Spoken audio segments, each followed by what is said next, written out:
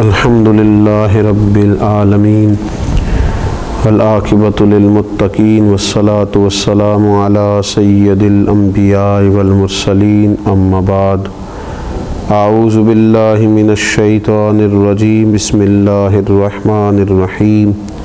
واما من خاف مقام ربہ ونہى النفس عن الہوى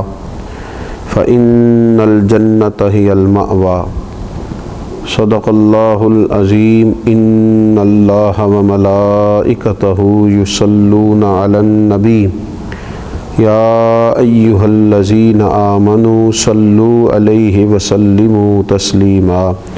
اللہم صل علی سیدنا ومولانا محمد معدن الجود والکرم وآلہ وصحبہ وبارک وسلم۔ حمد و صلاۃ کے بعد اللہ تبارک و تعالی نے انسان کو اس کی جائز خواہشات کو جائز طریقے سے پورا کرنے کی نہ صرف اجازت دی ہے بلکہ اس کی تعریف بھی فرمائی ہے اور ایسے کاموں پر اجر کا بھی اعلان فرمایا ہے۔ اگر کوئی شخص جائز کمائی کماتا ہے، جائز ذرائع رزق کمانے کے حاصل کرتا ہے تو اس کی تعریف کی گئی ہے۔ کوئی نکاح کرتا ہے تو اس کی اسلام نے نہ صرف یہ کہ تعریف کی بلکہ اس کی اللہ تبارک و تعالی نے اس رشتے کو اپنی نشانیوں میں سے ایک نشانی قرار دیا۔ خواہشات کو جائز طریقے سے پورا کرنا اور جائز طریقے سے اپنی ضروریات کا حصول کرنا دین اس کی بہت زیادہ سپورٹ کرتا ہے اور ایسے لوگوں کی تعریف کرتا ہے اور ایسے لوگوں کی حمایت کرتا ہے۔ لیکن جائز ناجائز کی پرواہ کیے بغیر اپنے نفس کی ہر خواہش کو پورا کرنا یہ اتباع نفس کہلاتا ہے، یہ بندگی نفس کہلاتا ہے، اتباع خواہشات کہلاتا ہے۔ بہت سارے لوگ ایسے ہوتے ہیں کہ وہ اپنی لذات کے حصول کے لیے بغیر کوئی پرواہ کیے، بغیر کسی چیز کو جانچے، بغیر حلال و حرام کی تمیز کیے وہ دوڑے چلے جاتے ہیں اور اس قدر زیادہ اپنی خواہشات کی پیروی کرتے ہیں کہ یہ ان کا اتنا بڑا روحانی مسئلہ بن جاتا ہے کہ وہ ان کے دیگر تمام معاملات کو متاثر کرتا ہے۔ جب وہ اپنے نفس کی بیجا خواہشات کی تکمیل کرتے ہیں تو عبادت کی لذت ان سے رخصت ہو جاتی ہے، تلاوت قرآن مجید کا ذوق ان سے چلا جاتا ہے، اللہ تبارک و تعالیٰ کی راہ میں خرچ کر کے جو انہیں قلبی اطمینان حاصل ہونا ہوتا ہے وہ ان سے رخصت ہو جاتا ہے۔ دوسروں پر اثار کر کے جو انہوں نے اپنی روح کو تازگی دینا ہوتی تھی وہ سارا کچھ اپنے اوپر ہی وہ صرف کرتے ہیں۔ تو یہ خواہشات کے پیچھے لگ جانا، ایک خواہش کے بعد دوسری خواہش، دوسری کے بعد تیسری خواہش، کھانے کی خواہش، پینے کی خواہش، اچھے سے اچھا لباس پہننے کی خواہش، یہ خواہشات ہیں جو انسان کو لذات میں مبتلا کر دیتی ہیں۔ اور نبی اکرم صلی اللہ تعالیٰ علیہ وآلہ وسلم نے فرمایا اللہ تبارک و تعالیٰ نے دوزخ کو خواہشات سے ڈھانپ دیا اور جنت کو مشکلات سے ڈھانپ دیا۔ جو چیزیں ظاہری طور پر تھوڑی انسان کے لیے مشکل محسوس ہوتی ہیں وہی تو رستہ ہے جو اسے جنت میں لے جائے گا۔ میں کہہ چکا ہوں کہ جائز طریقے سے اپنی خواہش کو پورا کرنا یہ برا نہیں ہے، یہ مذموم نہیں ہے، اس کی مذمت نہیں کی گئی، لیکن جائز ناجائز کی پرواہ کیے بغیر اور ہر وقت کوئی نہ کوئی نئی سے نئی خواہش پیدا کرنا، ہمارے صوفیاء کرام فرماتے ہیں نفس ایک بچے کی طرح ہے،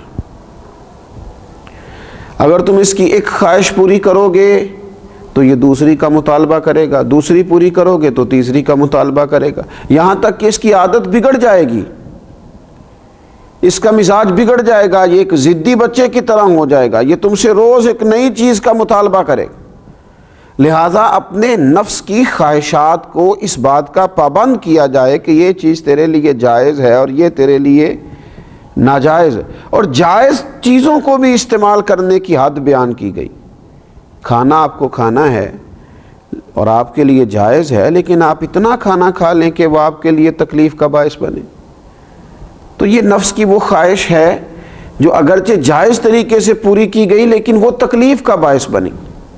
آپ کو سونا ہے، آرام کرنا ہے، لیکن آپ اس طرح سوئیں کہ آپ کی نماز کا وقت ہی اس میں سے گزر جائے، تو اتباع نفس کر لینا اور خواہشات نفس ہی کے پیچھے بھاگنا. اور بعض لوگ اس قدر زیادہ عادی ہو گئے، اتنے عادی ہو گئے،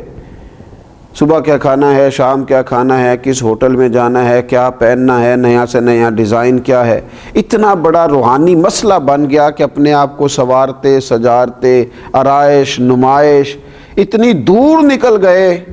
حلال اور حرام کی تمیز چھوڑ دی. اللہ کریم نے قرآن مجید میں ایک مقام پہ فرمایا کچھ لوگ تو ایسے ہیں جنہوں نے اپنے نفس کی خواہش کو خدا بنا لیا،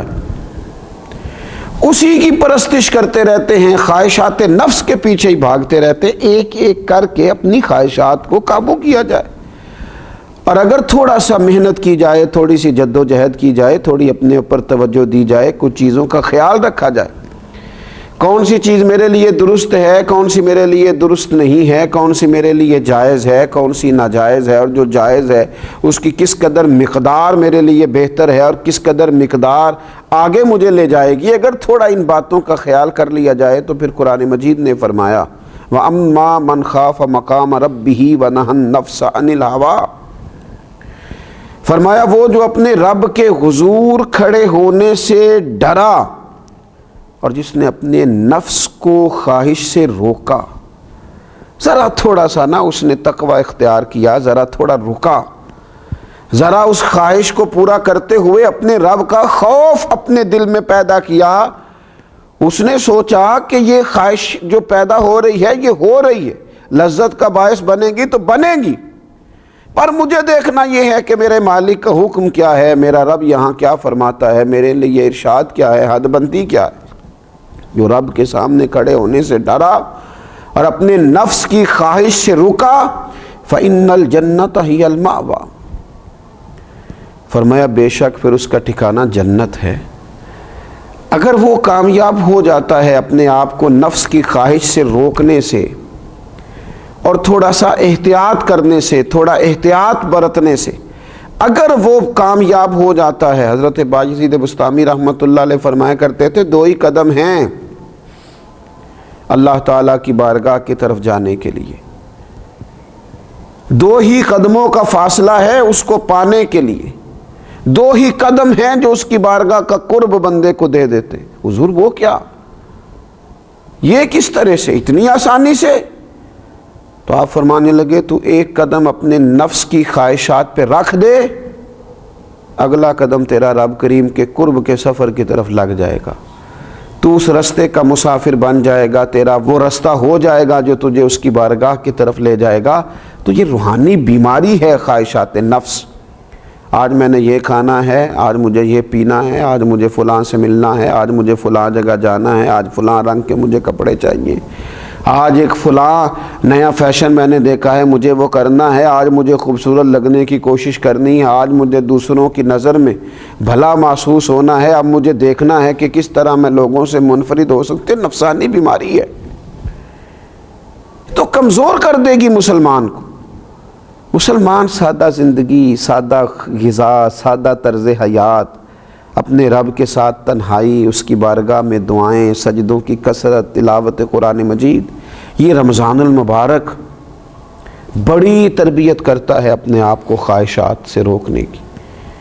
یہ خاص موقع فراہم کرتا ہے کہ جب ہر چیز موجود ہے، کھانے پینے کی باورچی خانہ بھرا ہوا ہے، لیکن اس کے باوجود نہیں جا رہا، اپنے آپ کو خواہشات سے روکا ہوا ہے، تو اس کو پورے سال کے لیے اپنی طبیعت پر لاگو کرے اور خواہشات کو ایک ایک کر کے کم کیا جائے. پوری دنیا کے اندر جو غریبی بہت زیادہ ہے، آزمائش بہت زیادہ ہے، تنگ دستی بہت زیادہ ہے، حتیٰ کہ بنیادی ضروریات سے لوگ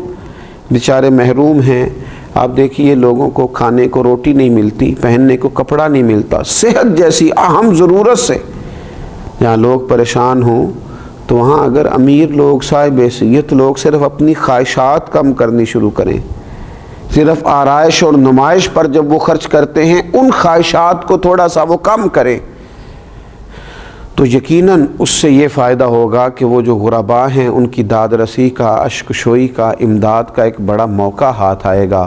میرے نبی اکرم صلی اللہ تعالیٰ علیہ وسلم نے فرمایا 3 چیزیں ہلاکت میں ڈال دینے والی، تباہی کر دیں گی، بربادی لائیں گی. 3 چیزیں ہلاکت میں ڈالنے والی ہیں. ایک تو حضور نے فرمایا ہرس اور طمع میں گم ہو جانا، ہر وقت مال دولت کی ہرس لالچ پوری طرح گم ہو جانا ہلاک کر دے گا بندے کو۔ اور دوسرا نبی پاک علیہ الصلوۃ والسلام نے فرمایا اپنے آپ پر فخر کرنا، خود ہی اپنی کو شان بنا لینا، اپنے آپ پر ہی ناز کرتے رہنا، اپنا آپ ہی دکھاتے رہنا، یہ تباہی ہے، بربادی ہے، ہلاکت کا سامان۔ اور تیسرا نبی پاک علیہ السلام نے فرمایا نفسانی خواہشات کی پیروی کرنا، ہلاک کر دیں گے یہ تین چیزیں انسان کو۔ انسان غور کرے کہ وہ رب کی بندگی کتنی کرتا ہے اور خواہشات نفس کے پیچھے کتنا بھاگتا ہے۔ اللہ رمضان کی برکتوں کا صدقہ ہمیں اپنے نفس کی خواہشات کو قابو کرنے کی اور اللہ تبارک و تعالیٰ کی بارگاہ کی بندگی کی توفیق عطا فرمائے۔ وما علینا الا البلاغ۔